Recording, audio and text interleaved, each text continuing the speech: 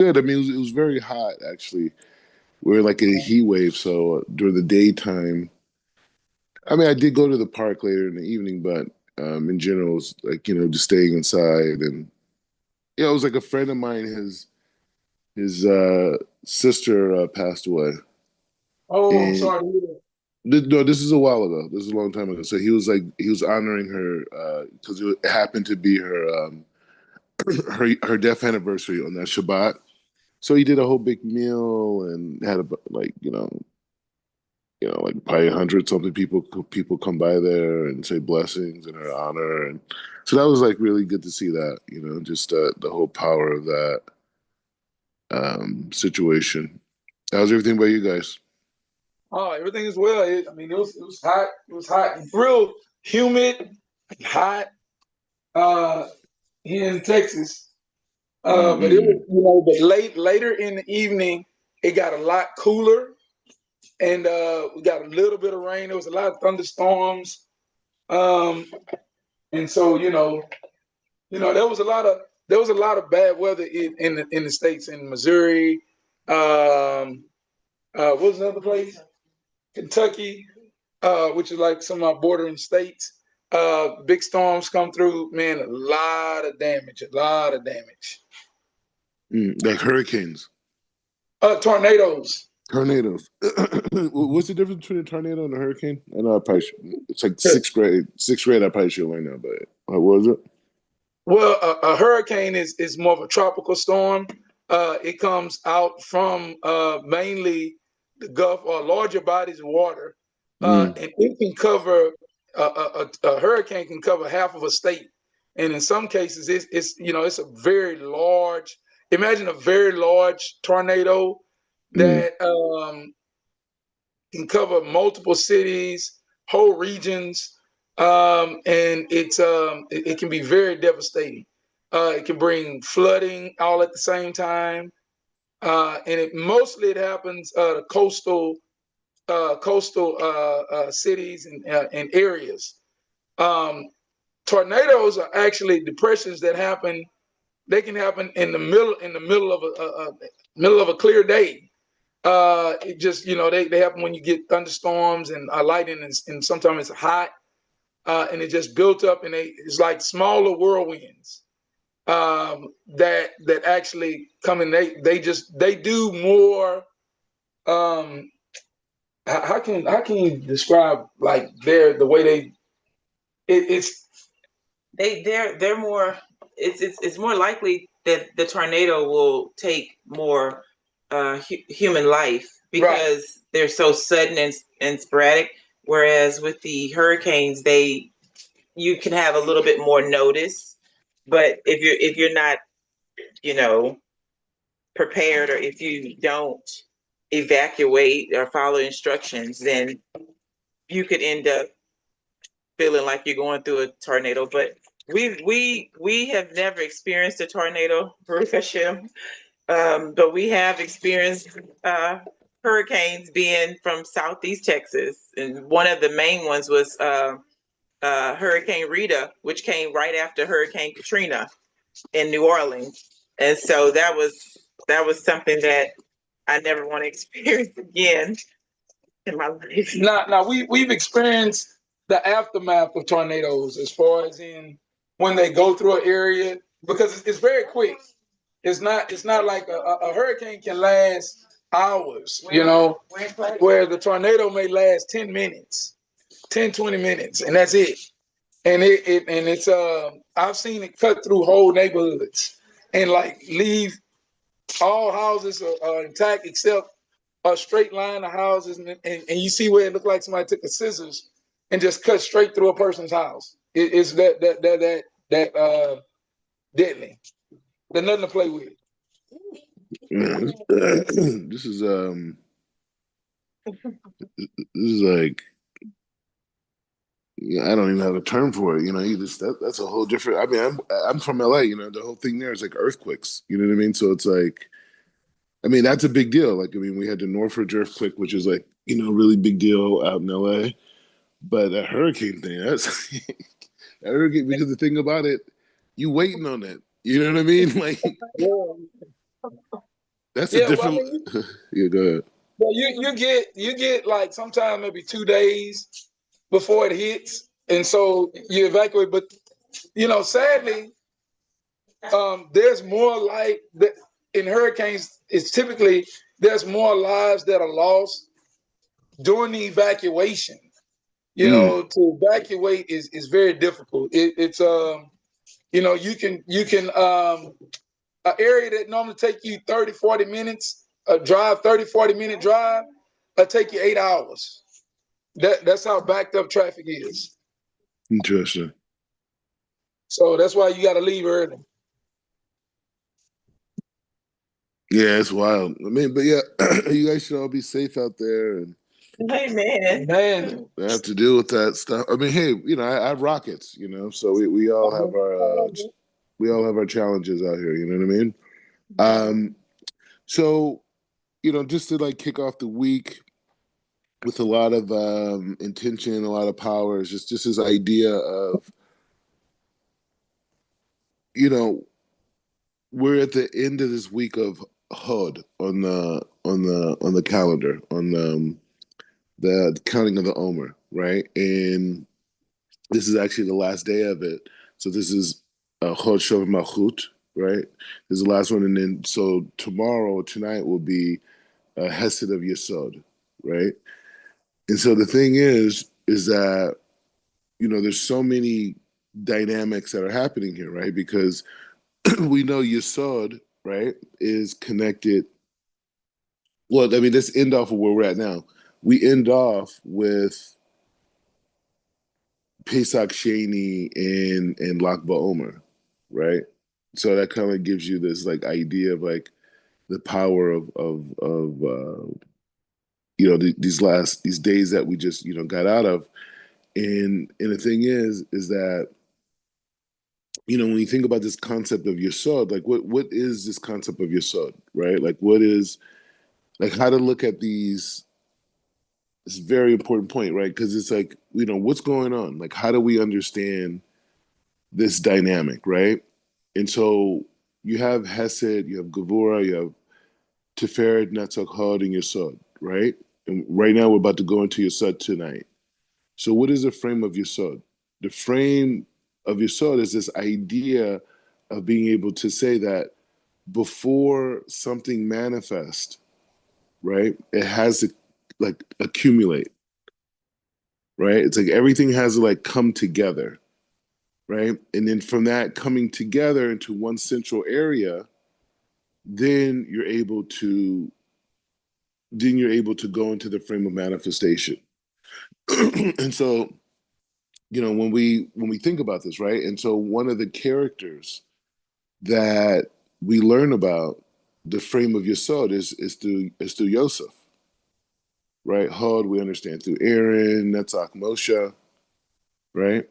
The Tiferet Yaakov, Gevura, Yitzhak, Hesed, Abraham. So now we're in this frame of Yesod. Why these different things came together? It's that frame, right? So Yosef, right? The life of Yosef, the sages teach through the life of Yosef, we could understand the different dynamics of the frame of Yosod, right? Because Yosef had different aspects of his life. He had the aspect of his life where he was connected to the collective, right? He was around his brothers, his fathers, his whole thing, his mother, and then slowly over time he becomes separate, from everybody. Like he becomes. He loses his mother. He becomes separated from his brothers in personality. To the point they wanted to take him out. He becomes separate from his father, and he has to kind of like be in a different type of zone or a different place than everything else prior to be able to play his role. Right? He had dreams that every the stars would bow down to him, and he saw it as his siblings, his parents, the whole thing. And so you have Yosef operating in that capacity too, which is this aspect of being able to see clearly, but not the whole picture, right? Because later in life, Joseph saw that, he would be able to, um, unify. It wasn't that they're bowing down, it's that he was unifying, right? And so, we could go on and on about Joseph, right? And this whole dynamic of Joseph. But the point is saying, like, what does this mean for us, right? And what it means for us is like, we want to really, meditate or have times to meditate. And when we do meditate, we pray to go back to Pesach and to go back to some of the thoughts that we had, some ideas that came to us, some of the points of inspiration, and really ask Hashem, like, what is that?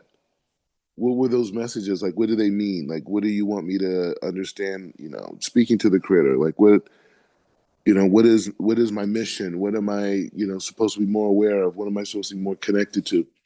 And so like that thought process in this frame of Yesod is very important, right? Because this is where we start to accumulate that knowledge, but we have to create an opening for it, right? We got to be like, okay, so this is kind of like the last accumulation until we go into the frame of Malchut, and then that's going to be the 7 days into the download, right? So anyway, so with that being said, it's important to do that, right? And this is really like connected to this week's Torah portion, because like this idea of time, right? And one of the things that I would say, like, one of the big ideas I think a person learns, like in learning institutions, like they have yeshivas here in Israel, is it's a very big emphasis on how you use your time, right? Like it's like this thing. It's like if you like I know a rabbi who was he was teaching, he still teaches there, but he was teaching at yeshiva that I was at, and he had a long bus ride from his house to the yeshiva. It's like an hour and a half, both ways or something like that. But he used that time. He told him that he told me that the the Rosh Yeshiva who passed away, Rabbi Schiller, Nosson Schiller, he told him, he said, the only way it makes sense for you to travel this far every day is if you, use it as an opportunity to, learn Talmud, there and back, right? So you could, eventually finish, the whole thing type of thought process. So anyways, he ended up doing that, right? And he covered a lot, a lot, a lot. He grew a lot, in that process.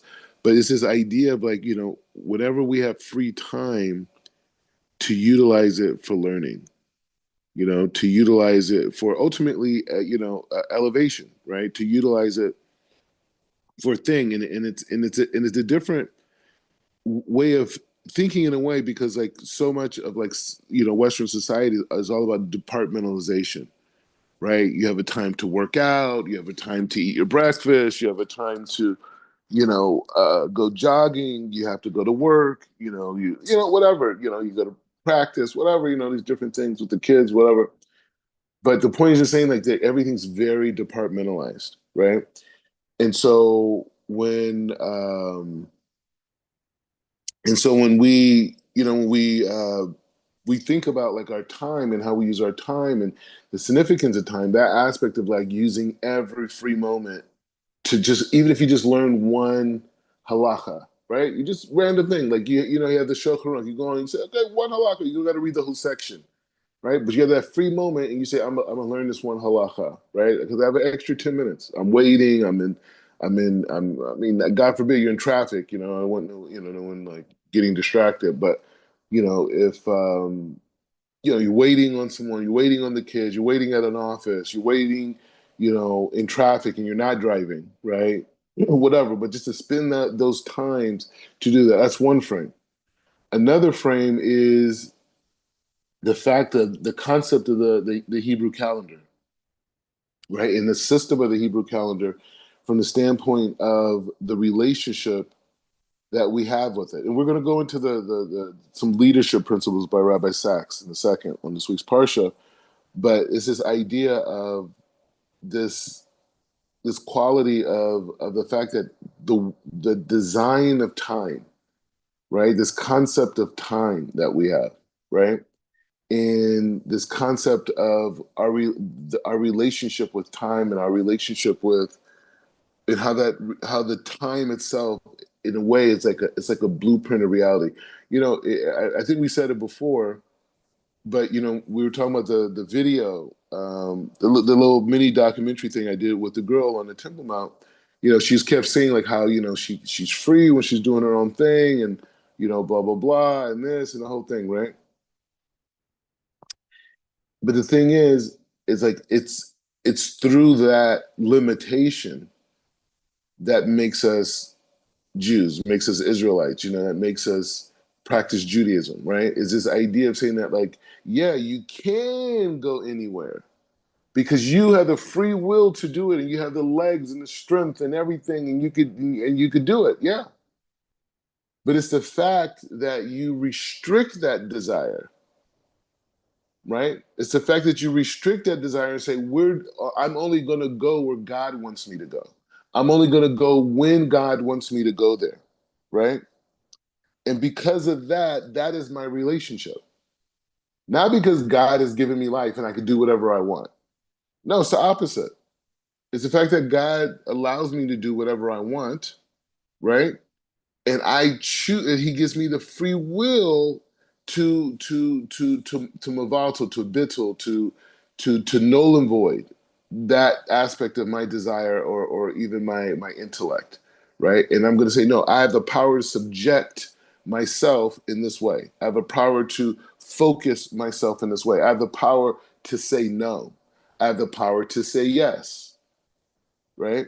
I have that power as a human being. I'm not controlled by my impulses, right? I'm not controlled by these. I'm controlled by this. So the Hebrew calendar is a high level intellectual tool, right? I was just looking at this thing about like the intelligence of like ravens or crows. Is it crows? Yeah, I think it's crows and in dolphins and like all these like really like human like abilities to like rationalize and have deductive reasoning and problem solve and all that. But you know what?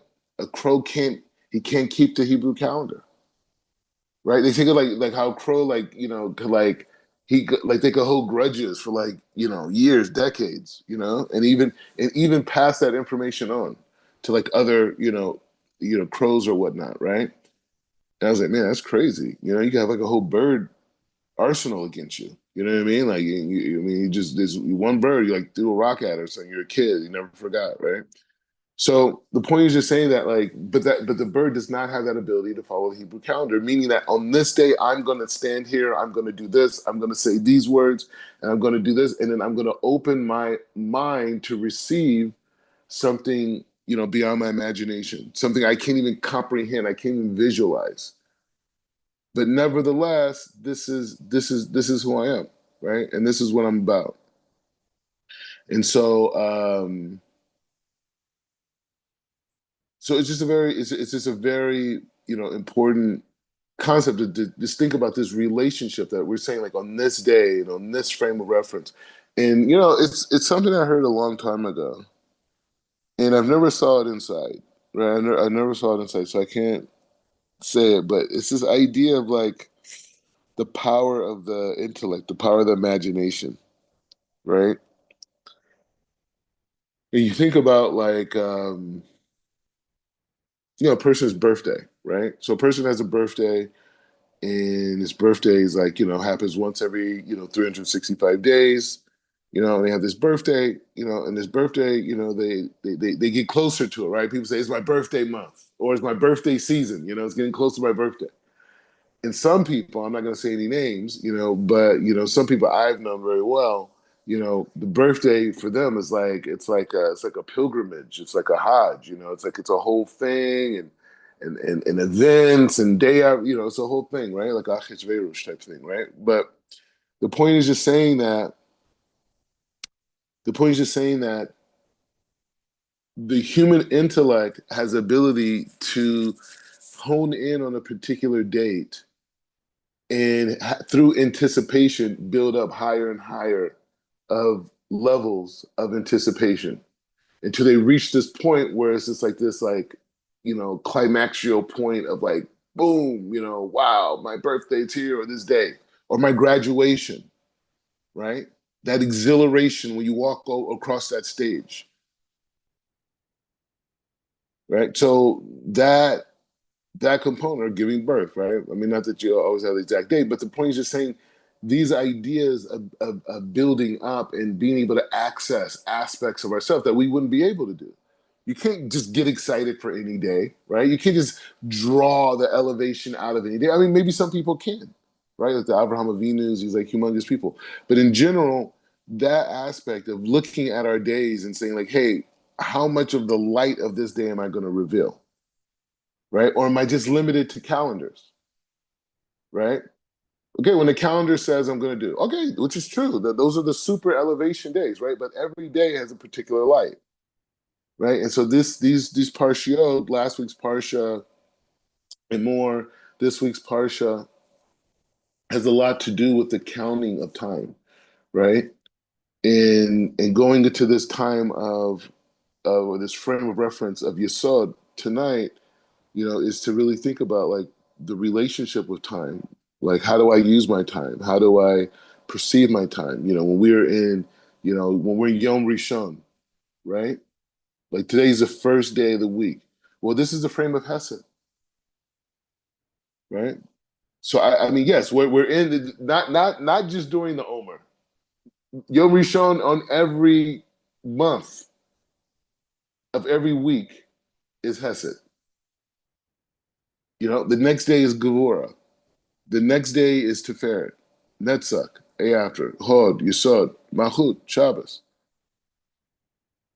Right? Like, are we thinking in those frames in our week? Are we feeling that energy of Hesed on the Sunday? As the church going folk, right? Maybe when they go to church, they feel a certain energy, right? Maybe it's the energy. But you have to tell them, no, it's not the energy of the church, it's Hesed. It's the energy of Hesed exists on Sunday. As we call it Sunday. Yom Rishon is the first day. Decolonize, so please, immediately. Right. So that frame, Gevurah, I mean, they said like Mondays are kind of a tough time, right? Like, I think isn't like most heart attacks happen on Mondays or something like this. Like, I'm not making fun. I'm just saying like just in terms, but it's the time of Gevurah, right? Tiferet, Tuesday, Taco Tuesdays. I'm joking, but just saying like these types of things, right? And so that dynamics. When we read about sabbatical years, when we read about the counting of 7 weeks, we're not just sitting up here thinking that God just like loves the number seven. No, it's just the idea of the different frames of reference of energy and how energy goes. And so when we talk about the frame of Yesod, right, which is this coming these days, this is the accumulation of all the lights, right? Because the light goes from the light of head, the light, comes from an upper world, right? Bina, Chokmah, to Keter, right? Comes from the upper world, but then it comes down into a lower sphere, right? Which is a Hesed, and the Hesed transfers, that energy of Hesed goes into the frame of Gevurah, right? And that energy of Hesed and Gevurah mix together, and they make Tiferet. Hesed, Gevurah, and Tiferet come together, and they make Netzach. Netzach and Hesed, Gevurah, and Tiferet come together, and they go into Hod. And then Hod and Netzach and Tiferet and Hesed and Gevurah, they all come together and they accumulate in Yesod. Now that's important, right? Because when the energy comes together in Yesod, what happens is that Malchut takes that energy and it manifests it.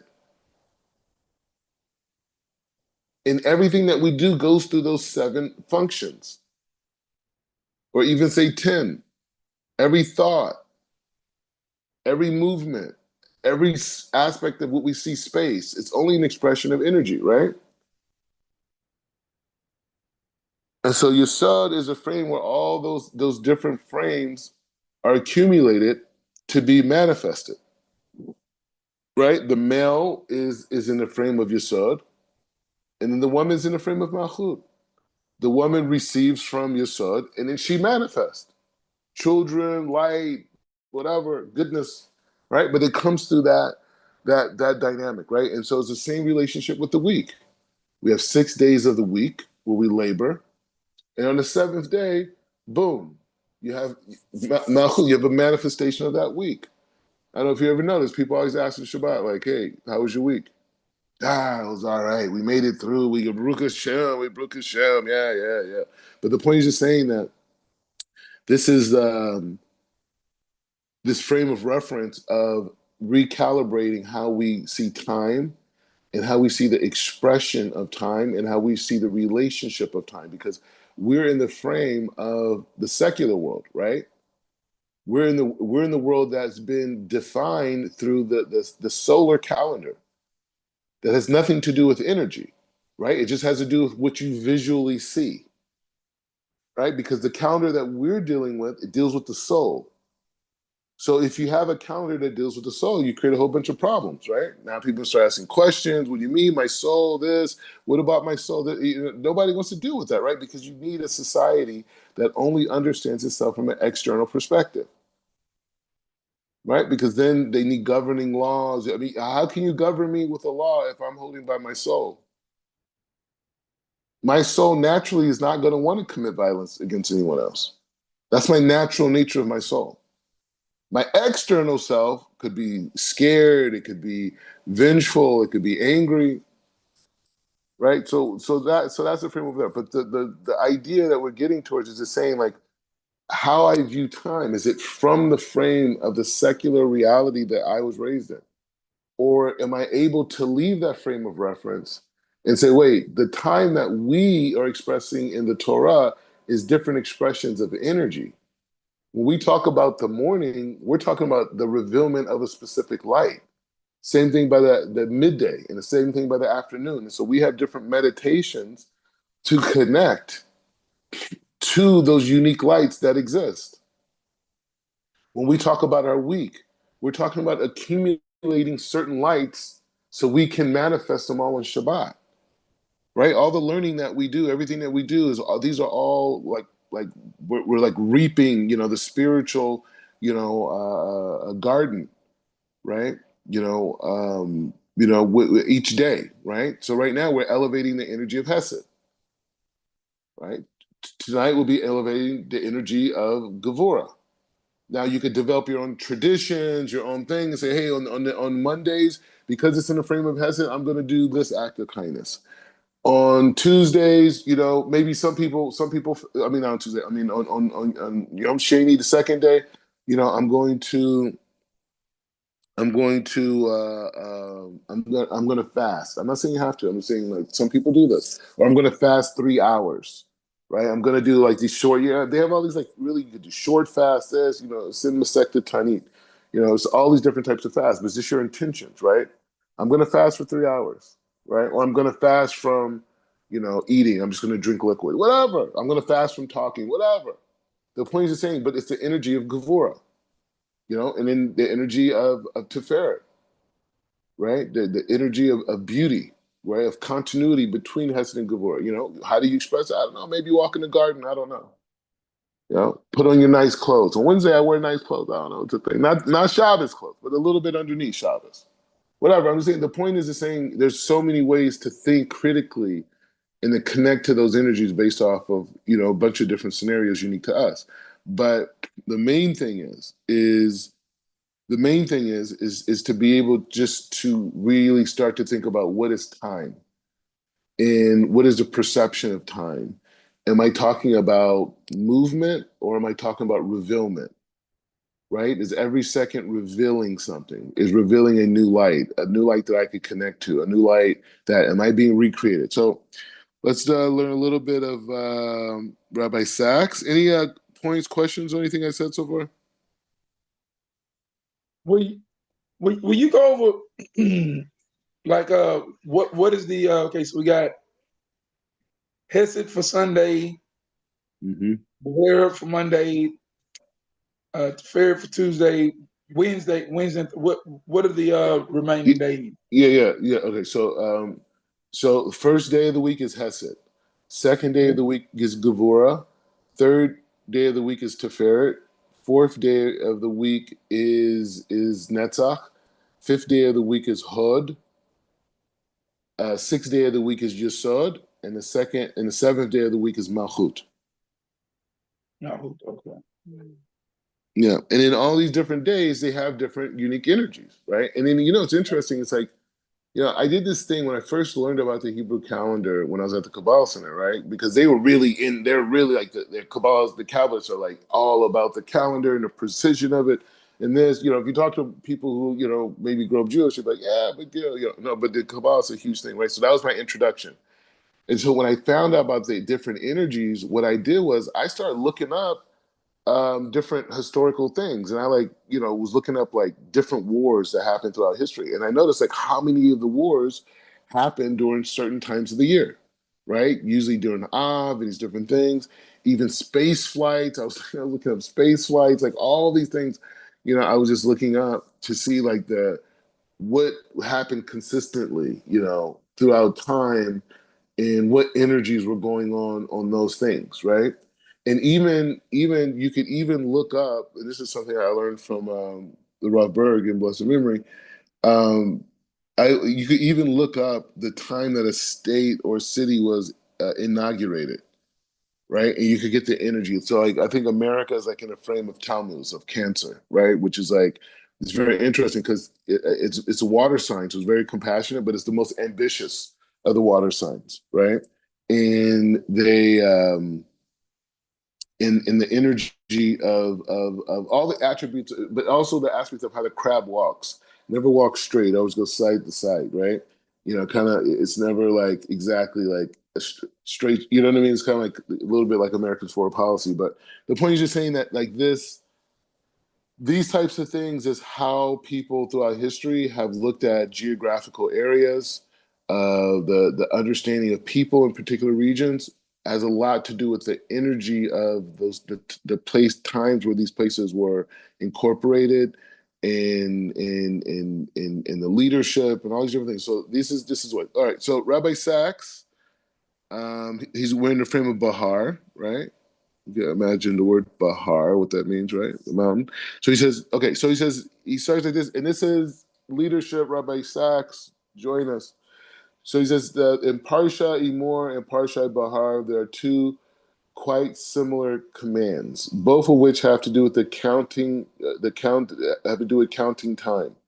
In Parsha Emor, we read about the counting of the Omer, the 49 days between the second day of Passover and Shavuot. He says, from the day after Shavuot, the day you brought the sleeves of the wave offering, count off 7 weeks, count off 50 days up to the day after the seventh Shabbat. And he says, and then present the offering of new grain to the Lord. He said, so that was in Parsha Emor, right? So it says this in Parsha Bahar. He says, in Parsha Bahar, we read about the counting of the years of the Jubilee. He says you count off the 7 years, 7 times 7. He says 7 times 7 years, so that the sabbatical years amount a period of 49 years. And he says, then have a trumpet sound everywhere on the 10th day of the seventh month. On that day of atonement, it's like Yom Kippur, right?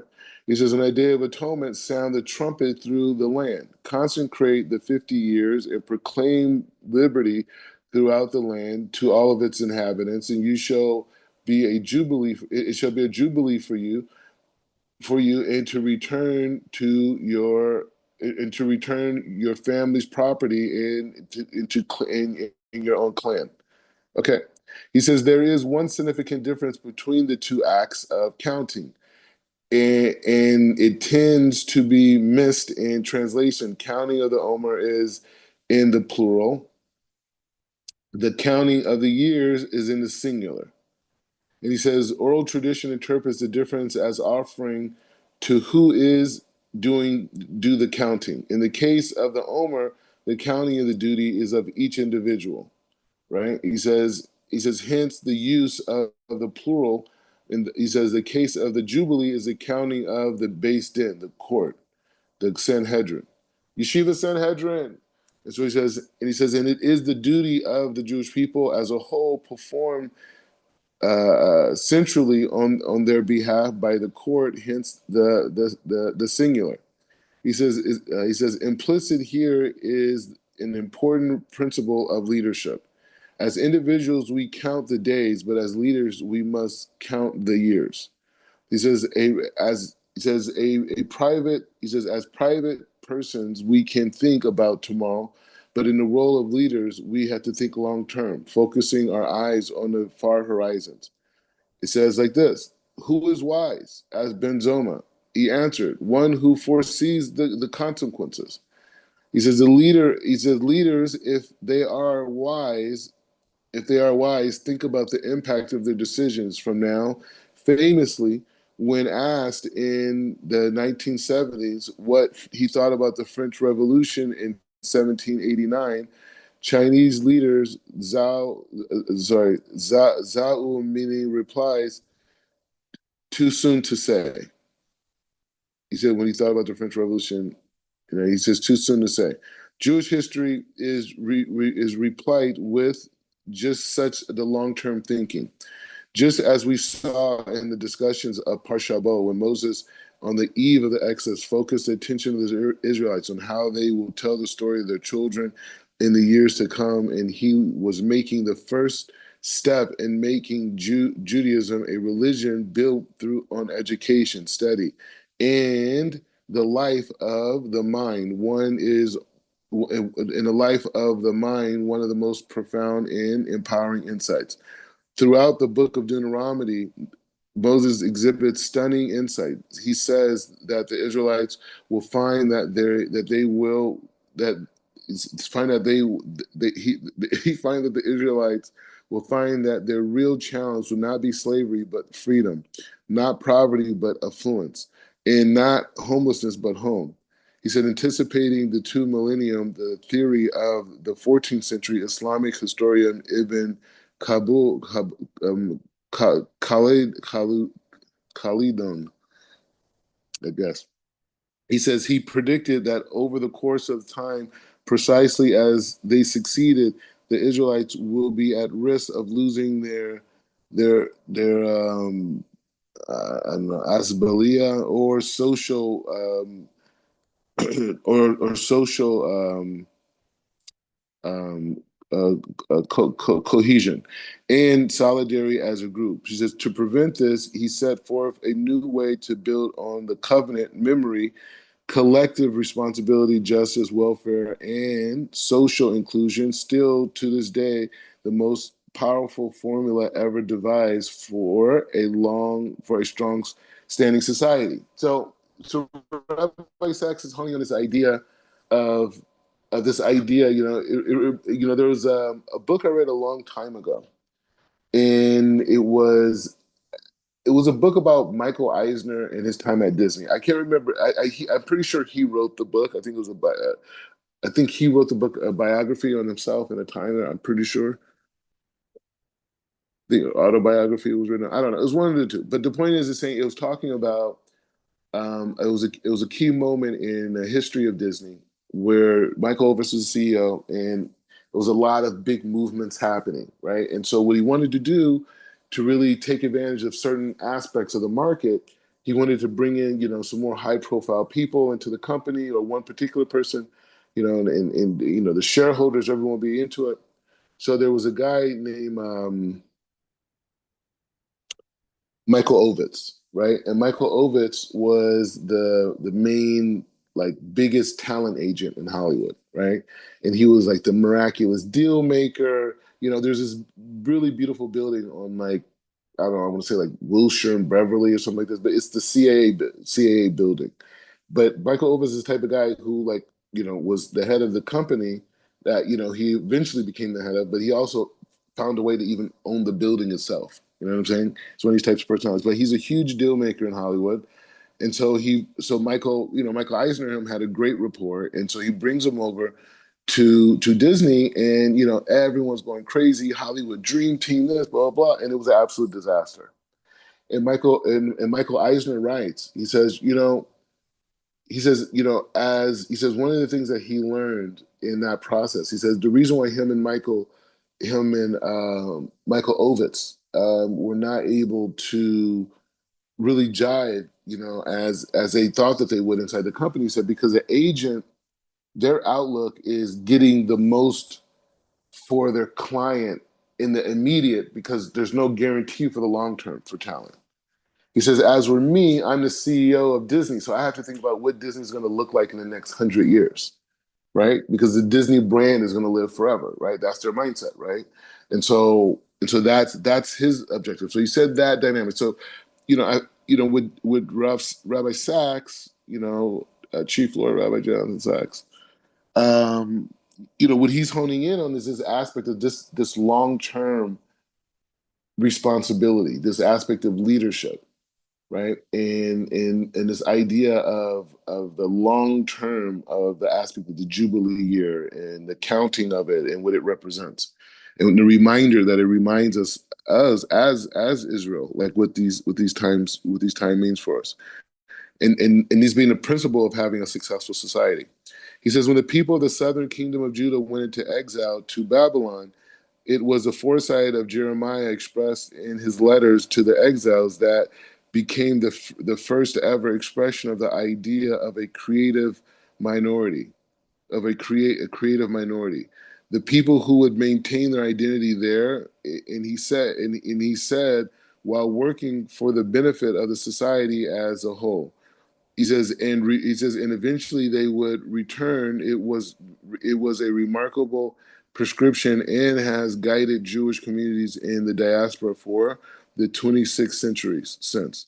He says, when Ezra and Nehemiah gathered the people to the water gate in Jerusalem in the mid 5th century BCE, he said, and gave them the world's first adult education seminar. He says they were signaling the truth that would only become apparent several centuries later in the Hellenistic times, and that the real battle would determine the future of the Jewish people as a culture rather than a military. The Maccabees won the military struggle against the Seleucids, but the Hashmonean monarchy that ensued eventually became Hellenistic itself. He says, when Rav Yonatan ben Zakkai said to the Roman general leading the siege against Jerusalem, "Give me Yavna and its sages." He says he was saving the Jewish future by ensuring that the ongoing source of spiritual and intellectual leadership would remain. He says, and he says, and among the most uh, um, uh, he says, and one of the most precise of all Jewish leaders were the rabbis of the first 2 centuries of the Common Era. It was they who ordered the great tradition of the oral tradition into the disciplined structure that became the Mishnah and subsequently the Talmud. They who developed textual studies in into an entire religious culture. They who developed the architecture of the prayers into a form of eventually followed by the Jewish communities throughout the world, and they who developed the elaborate system of rabbinic halakha as a fence around the laws. He says they did what no other religious leaders had ever succeeded in doing, on honing in and refining a way for life capable of sustaining a nation in exile and in diaspora for 2,000 years. He says in the 19th century, when rabbis Zvi Hirsch of Kilsker and the Yehuda Akalia began to argue for a return to Zion, they appeared secular. They inspired secular figures like Moses Him, and later Rabbi Leib Pinsker and Theodor Herzl, and even non-Jews like uh, George Eliot, of Daniel, in 1876 was one of the first Zionist novels that the movement ensured that there was a Jewish population there able to settle and build the land so there could one day be a state of Israel. He says when the yeshiva heads and the Hasidic leaders who survived the Holocaust encouraged many of their followers to marry and have children and to rebuild the shattered world, they gave rise to what has become the fastest growing element in Jewish life. Because of them, there are now within living memory of almost total destruction of a great century of of Jews learning in Eastern Europe, more Jews studying yeshiva or similar than any time in the whole Jewish history, more than in the days of the 19th century, the yeshivas of the Volozhin and the Polnovich and the Mir, and more than in more. I've learned at the Mir too, by the way. And he says, and more than in the days of the academies of Sira in Pompadika, I don't know, whatever it is. And he said, produced the Babylonian Talmud. He says, he says, great leaders think long term and build for the future. That has become all too rare in contemporary secular culture. With this relentless focus on the moment and short attention span, it's fleeting fashion and it's fleeting fashions and flash mobs, it texts and tweets and 15 minutes of fame and its fixation on today's headline and the power of now. He says, nonetheless, the real business leaders of today are those who play the long-term game. Bill Gates of Microsoft, Jeffrey Bezos of Amazon, Larry Page, and whatever his name, Breen of Google, and Mark Zuckerberg of Facebook, are all prepared to wait the long game before the monetizing of their creation. He says Amazon.com, for example, was launched in 1995. Wow. And did not show profit until 2001.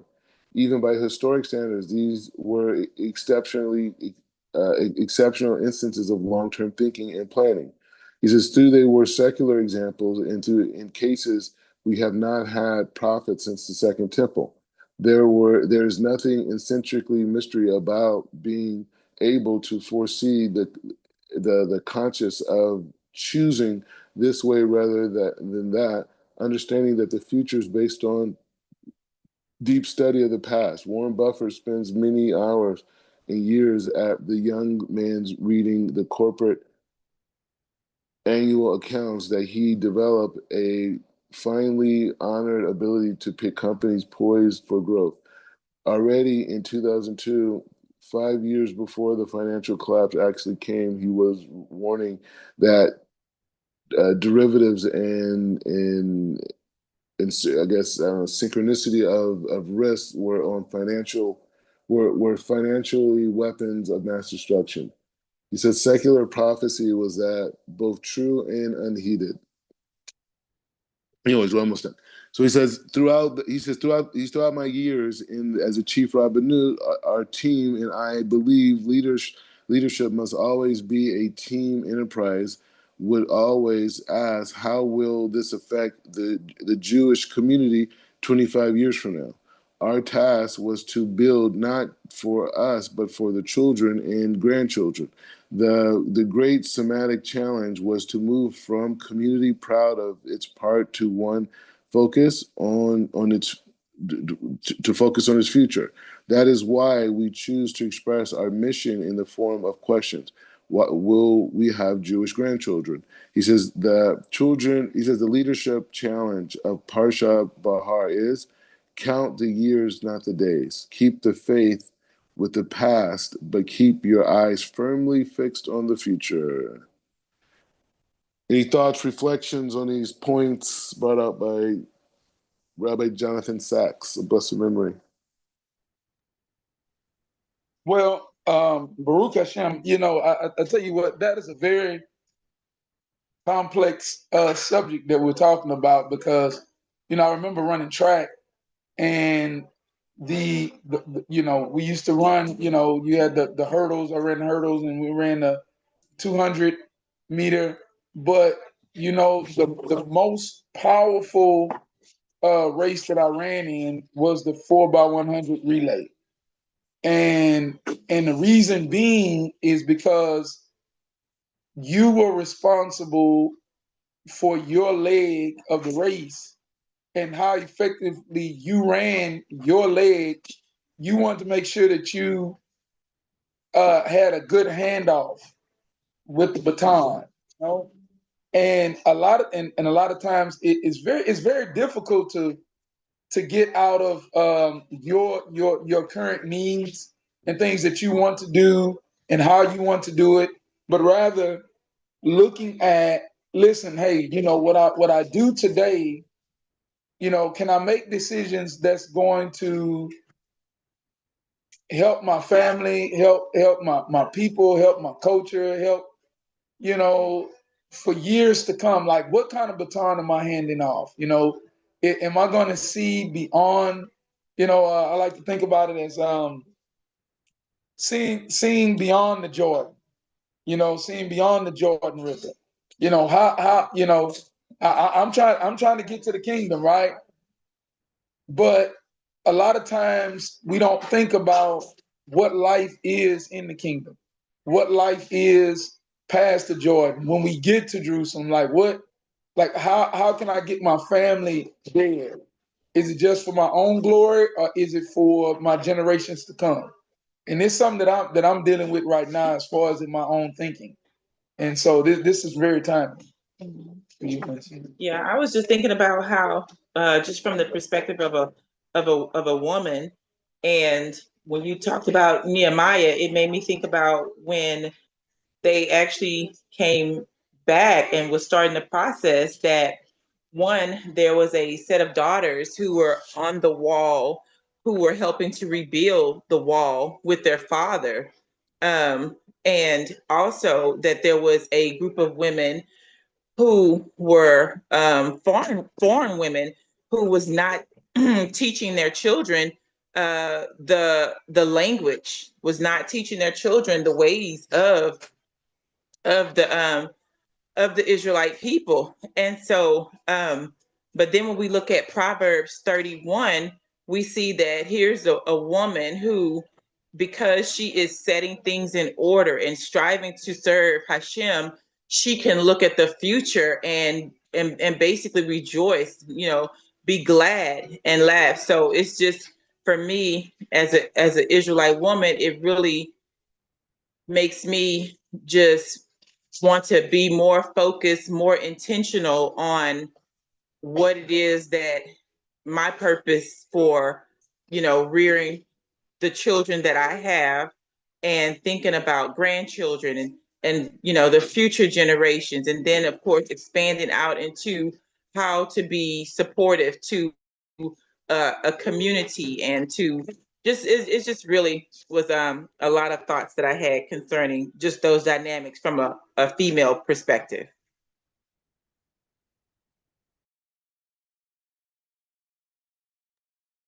Yeah. So sorry about that. I was on mute. Yeah. So that's where we're at. This is a time of reflection, and you can see how the parsha fits perfectly into a time where we should be reflecting, right? And we should be thinking about those accumulated lights, whether it's the future generations, whether it's certain dreams, certain aspirations, right? It's like, we think about this idea, you hear about Abraham, and his father. When we read, was it last week? We read a little bit, yeah, before Shabbat, about Abraham going out, him and his family going out on this journey. They were going to Canaan, right? And it says that they settled in Haran, right? And that's eventually where Abraham's father, made it at, right? He made it to Haran, right, where they settled at, right? The journey was a lot on them. And right after that is when, Hashem says to Abraham, Lech Lecha, go to find yourself. And so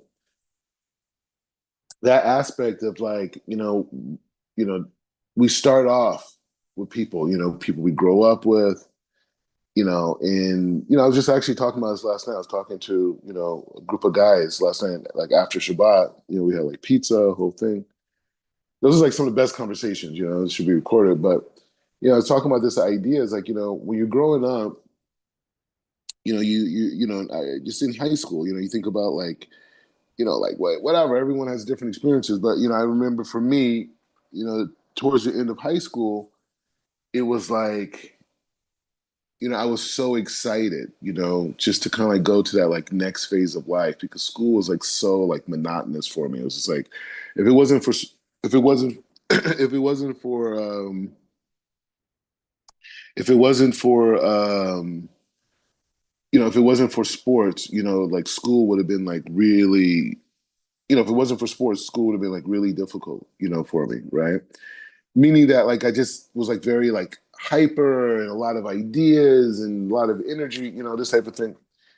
And so I remember just when that process of graduating high school and just being like so focused, I want to do this, I want to do that, I want to do this, and all these different things, and just being like this kind of like more of an adulthood type of like thing.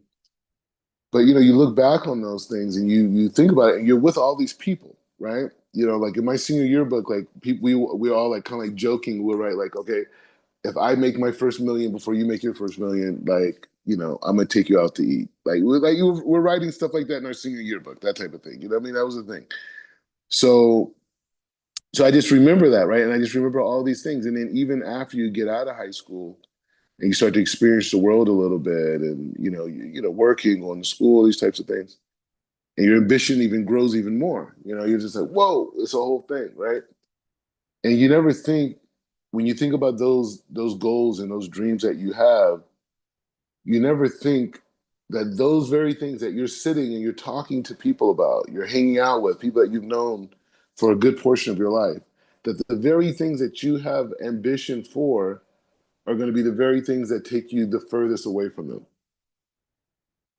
You know what I mean? And it's like and that's a real thing, right? It's a real thing to think about like, a person's like your future in who you could become and what it requires, right? And the transformation, right? To people that like, I mean, they don't even recognize you. Like, who's this guy? And so it's just completing the journey, right? Abraham completed the journey, right? Just like we learned about how Rav Shimon did a tikkun, did a correction for the students of Rabbi Kiva according to the Lubavitch Rebbe.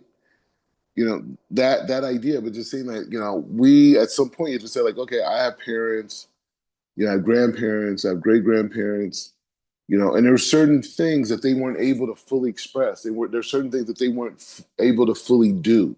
They had certain challenges in front of them that affected their behavior in this way or that way, right?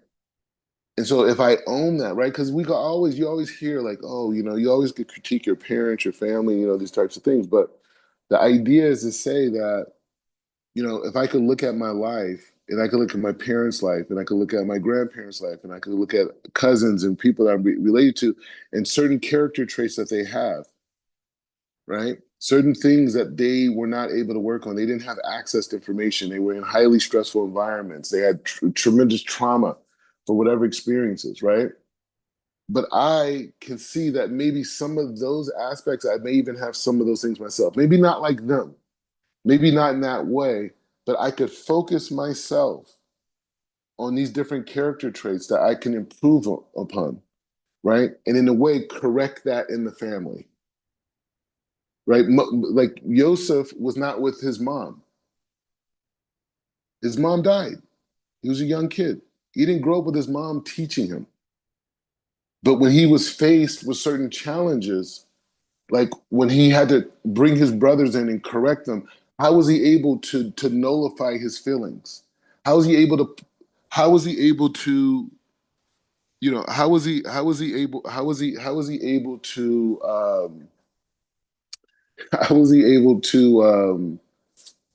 how was he able to okay, so this is a side note. So okay, the interesting situations going on. Okay, so this class originally was supposed to be like a group of people, and some people from India, some people from Indonesia, people from America. And so I guess there was like a time issue, right? There's a time issue, right? Because we started at 15:30, right? We started at 15:30. And then so they're just people now from India are coming in at 16. Hey, how you guys doing? Which is a time mess up. Oh wow. Anyways, so the point is just saying that there's these attributes, right? There's these attributes of when we talk about. Wow, wow, wow. All right. Well, we're gonna do two classes back to back. Okay, so this is the thing. If you guys want to stay on, the people who were on earlier, you guys are welcome to stay. But we're gonna kind of like segue into the another class. It's like the same line on this. It's like wild. Anyways, but I just want to make this point before we continue on, right? So the thing is like this. The thing is to say that there's this concept, right? There's this concept of like passing things on from one generation to the next generation, right? And normally you think about an inheritance, like like you're giving money, you're giving property, you're giving wisdom, right? But I'm using the example of Yosef Asadik, right? And when you look at his mother, and you look at the different things that his mother went through, trying to give birth, being there for her sister, nullifying herself, being kind of like this protector of Jacob's home in many ways, all these things, these are all the same attributes that Yosef gave over, right? And in these attributes that Yosef gave was able to receive didn't come from the fact that his mom said, "Hey, you know what? This is what you're supposed to do, and this is how you're supposed to do it," and this because his mom died. So what we're saying is that when we take in account, right? When we take into account the mistakes of like our parents, our grandparents, our great grandparents, and things that we know about. I'm talking about maybe the relationship with Hashem, maybe the relationship with others, maybe the relationship with themselves, maybe not taking advantage of opportunities, maybe being controlled by certain vices, certain things, right? And being able to say like, you know what? Because they struggled in that way, and they're a part of my DNA, I'm going to make a specific focus, right? I'm gonna make a specific focus on the correction of of this attribute of myself, not just for myself, but for future generations, right? And so that's the idea from this. So we're gonna continue on. How you doing, Rivka? You good? You guys can hear me? Maybe not. All right. Anyways, all right. So we're gonna continue on. We're gonna continue on. More Rabbi Sachs, but from a different perspective. Same Torah portion, right? So we're just gonna continue going through this Torah portion, the portion of Bahar. We learned the aspect just a few minutes ago on leadership, and the aspect of leadership in the frame of Bahar from the standpoint of the counting of the Shemitah year, the sabbatical years, right? And how that plays a humongous part in the Jewish identity, right? Because we don't just count the days like we did in the Parsha prior to that anymore, which was, based around the idea of the Omer, right? But now we also are in the frame of even long term, right? So now we're going to continue on with the frame of Bahar, and that's kind of wild. We're going to keep going, but we're in the frame of Bahar, and we're going to see how much we could get through this. But this is this week's Torah portion, and again, I apologize for the people in India and the people in America because I don't know the timing. I guess is different. I made a mistake on the timing. It was my fault on timing. But either way, we're still all moving forward. Okay. So he says Bahar. He says family feeling, right? So this is Jonathan Sachs' insight on this week's parsha. Parsha Behar, he wrote this, years ago, but it's still very much alive today. He says, I argue in an essay on Parsha Kedushim that Judaism is more than just an ethnicity.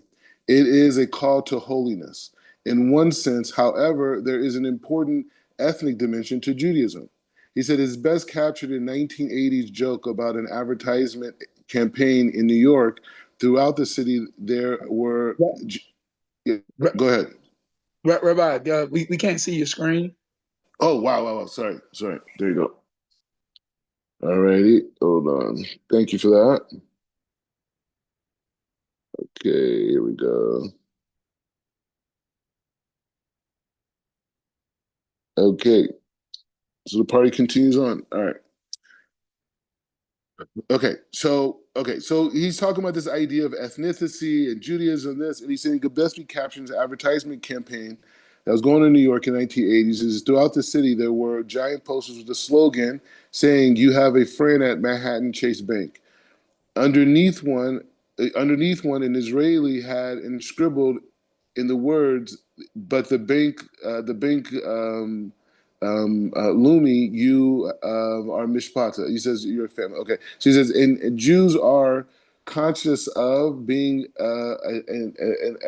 one extended family. He said this is particular relevant in this parsha. Repeatedly, we read of a social legislation couch in the language of family. He says, when you buy or sell to your neighbor, let no one wrong his brother. He says, if your brother becomes impoverished, sell some of his property.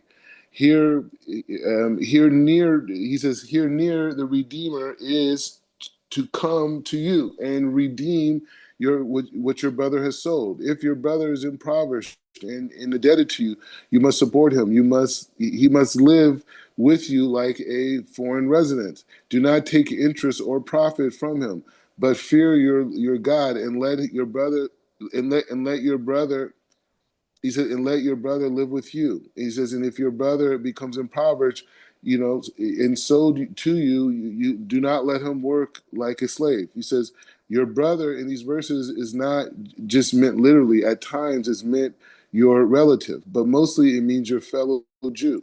He says it is a distinct way of thinking about society and our obligations to others. Jews are not just citizens of the same nation or inheritance of the same faith.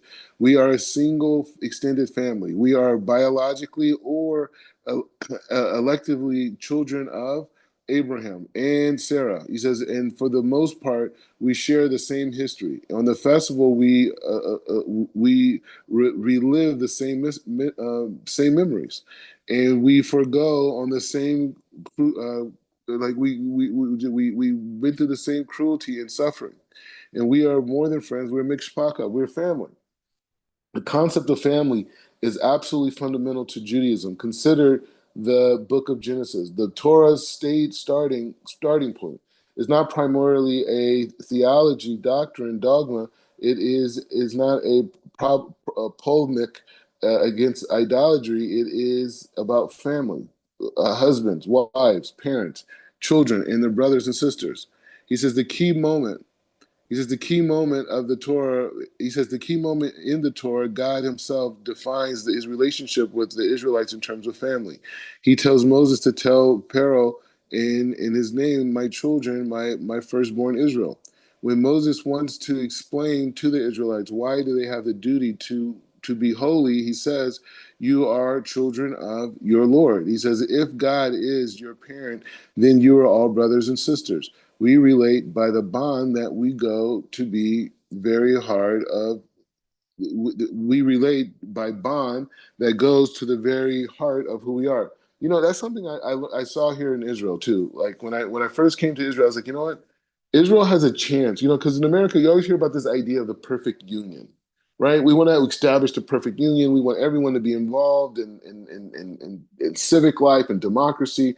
We want the people's voice to reign and you see, like, over the last, like, 30 years, America, democracy has grown within America. The average citizen feels more connected to the policy. I think Obama has a lot to do with that. But the point is just saying that's the idea. But when I came to Israel, I saw, like, this, it was something even more that the Israelis have, the Jewish people have here, because there's, like, a sense of, like, connection and trust to a degree and commonality. I mean, obviously, because of that, you can have the opposite too. You have people more comfortable with each other and more conflicted in different types of dynamics, but nevertheless, you can see it.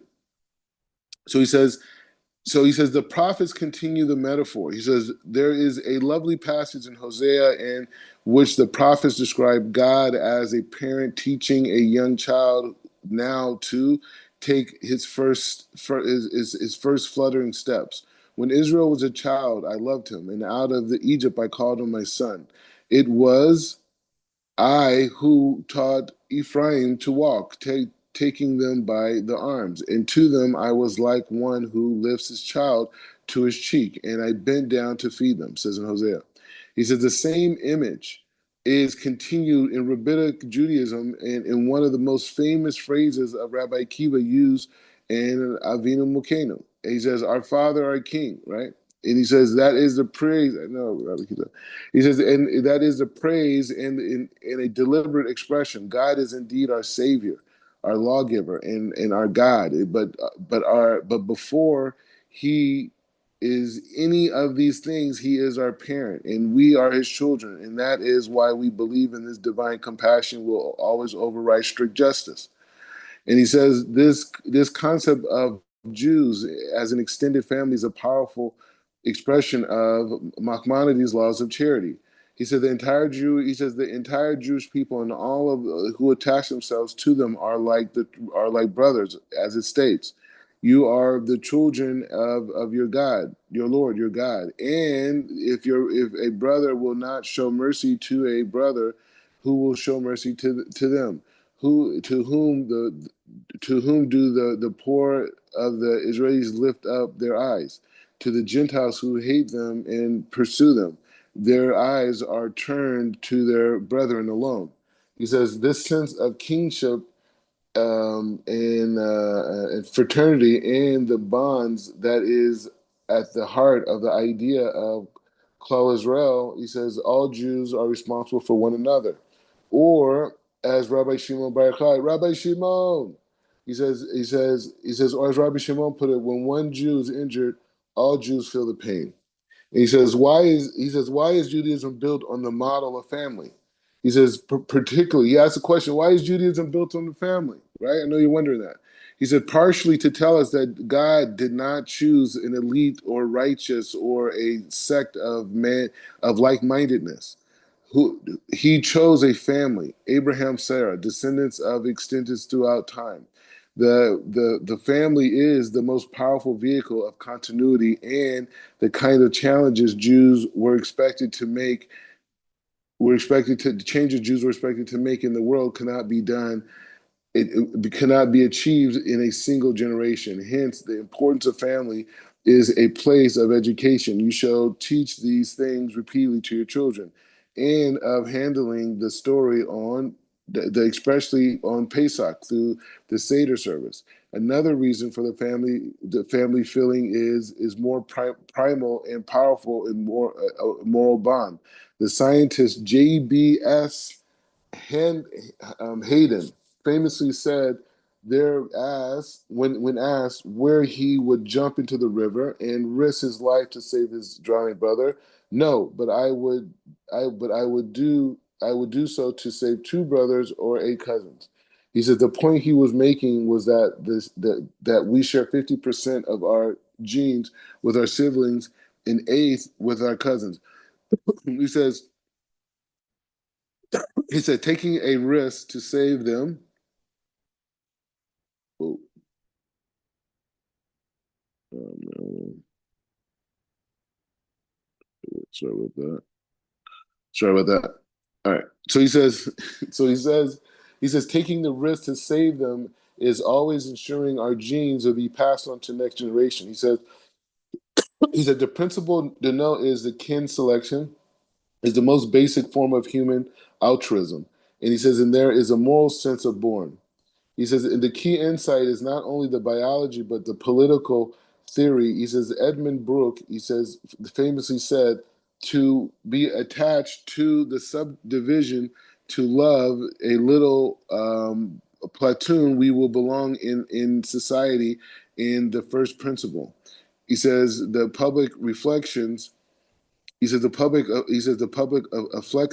afflictions affections is in the first link in a series of which we proceed towards love of our country and to mankind.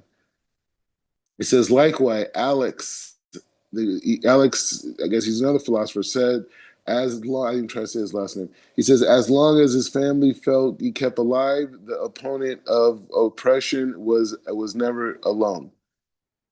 Nice. He says, strong families are essential to a free society. He says, where families are strong, a sense of altruism exists and can be extended outwardly to the family and friends, to neighbors, to communities, and from there to a nation of a whole.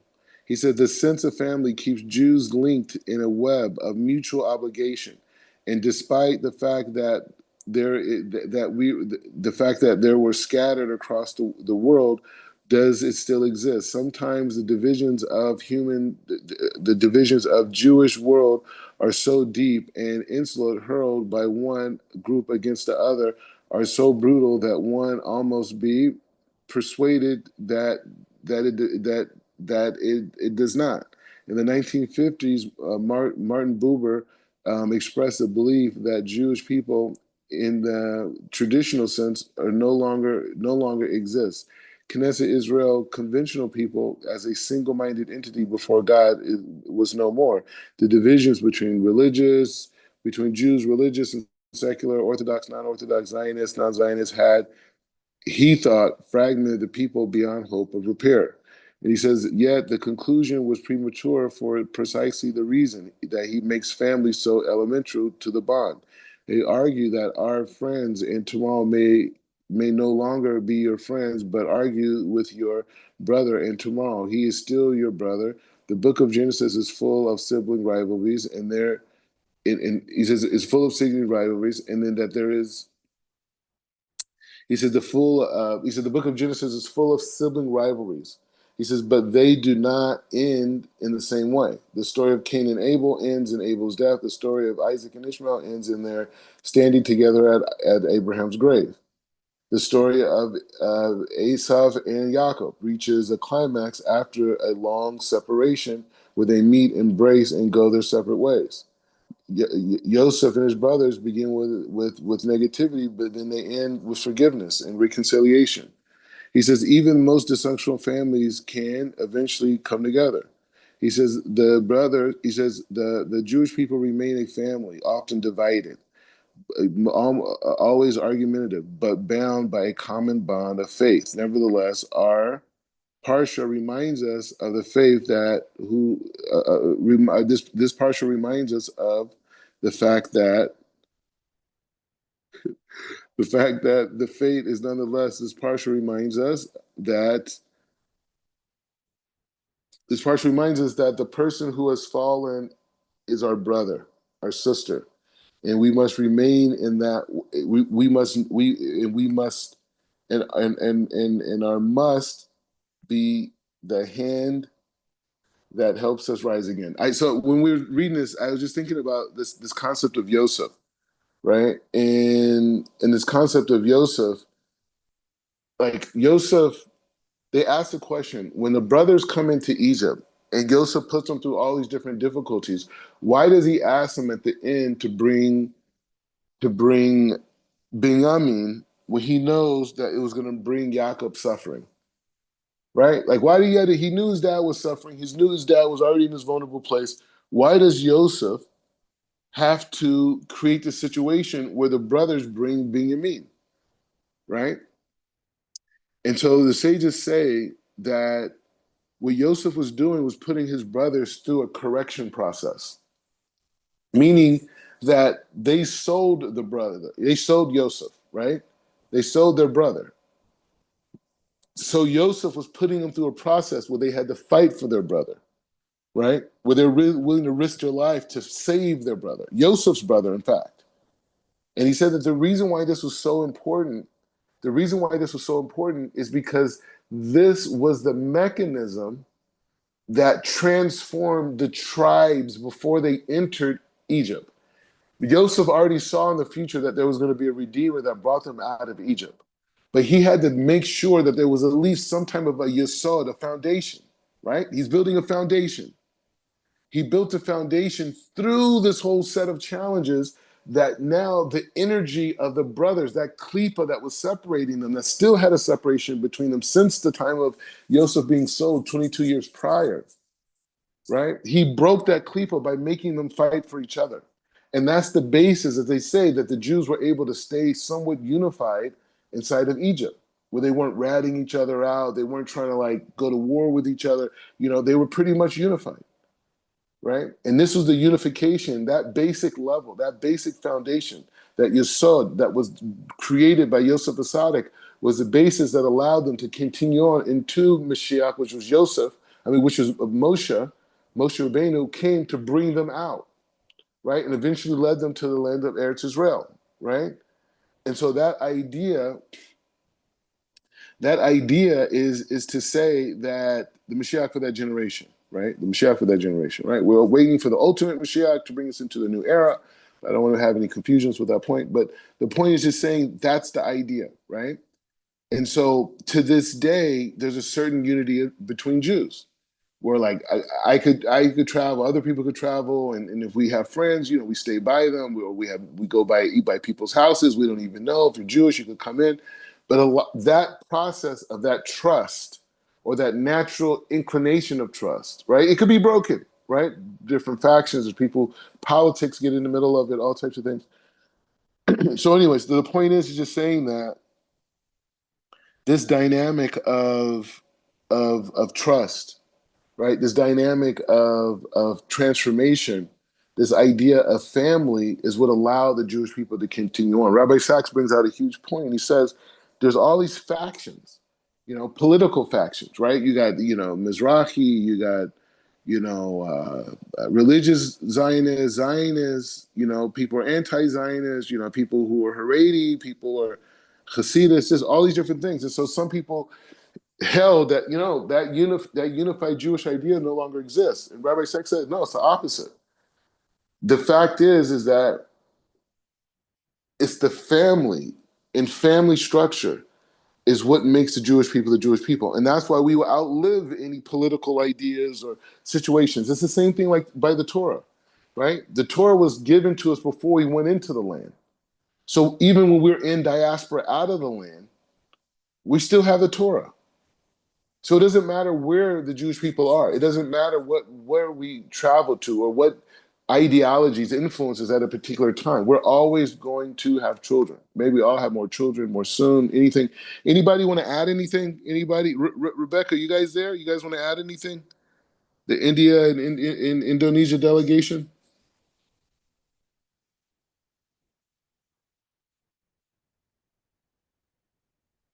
All right. Anybody else want to add anything? All right, go ahead. Go ahead. Shalom, shalom, Rav and everyone. I think trust is one of the basis of our life, and it's very important not to break one's trust, whether it's family or your kids or your anyone who you have a relationship with. It's imperative that trust is number one on your scale. It's very important. That's all I can say. Thank you, Raf. It was a very good show. Thank you. Yeah, it was straight to the point. Yeah, I appreciate that real quick. Yeah, and you're right. And that dynamic of trust is really big, And one of the things I've learned about just like a lot of these ideas and principles,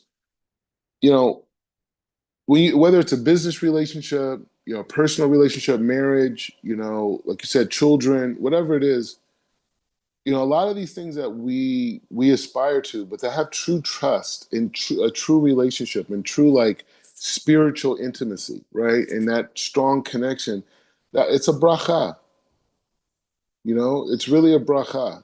If you see it in your life, you have to really, hold it because it's not such a natural thing, right? It's not like such a natural thing that people like trust each other, people feel safe with each other, or people, are able to endure challenges and go through things. You talk about these great companies, and you think about the power of a mission statement, right? When you form a company, you have a mission statement. This is what we're trying to achieve. And if you look at the history of most successful businesses, what they do is they go back to that original mission statement. Anytime they have challenges, anytime they go through difficulties, you look back and say, oh, okay, well, who are we? Where are we at?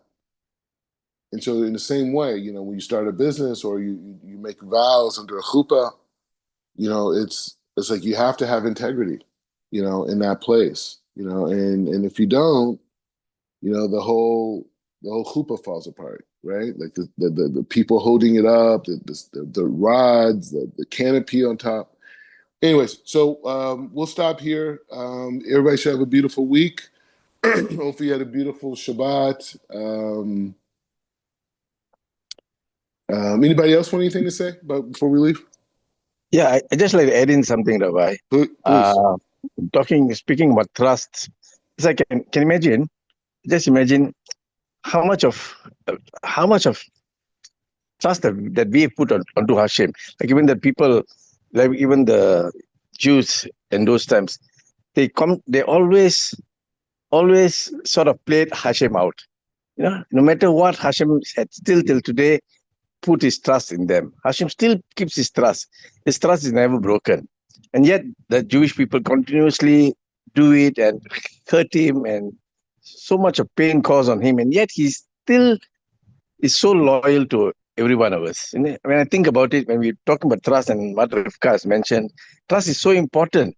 And yet that one time when somebody says something against us or says something bad against us, we keep it in our hearts.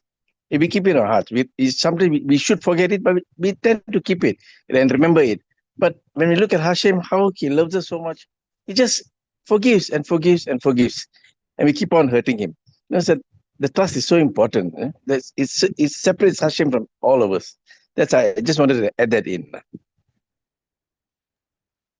Yeah, no, no, it's powerful. And the thing is too on that point of trust and dynamic and moving forward. I think it's that mission statement. And right now I just thinking about the context of relationship. Like male female relationship, marriage. And that idea of being able to say that the basis of the marriage, the basis of relationship is to serve God through each other. Right? And a lot of times, because the society that we live in is so focused on selfishness and so focused on ego that we could just forget, like, no, we have a limited time in this world, right? And every second we should be trying to be doing something that's serving the Creator.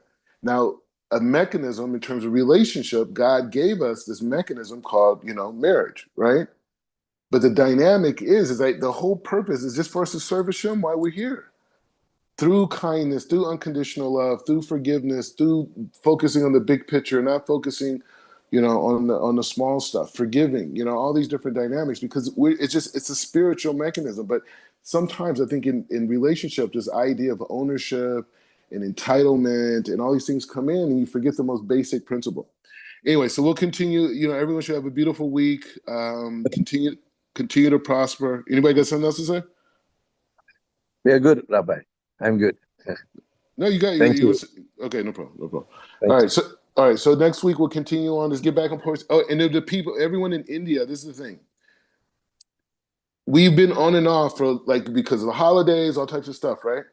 But we gotta keep fighting for the shir, right? Because that's the beauty of the shir. The shir is not just the point of like, okay, like, all right, we come, we learn together, but it's also part of that connection is the effort. And I know sometimes it gets hard with the scheduling and everything, but it's all of us together in this, right? And so we have to really make sure that every week we're learning at least once a week.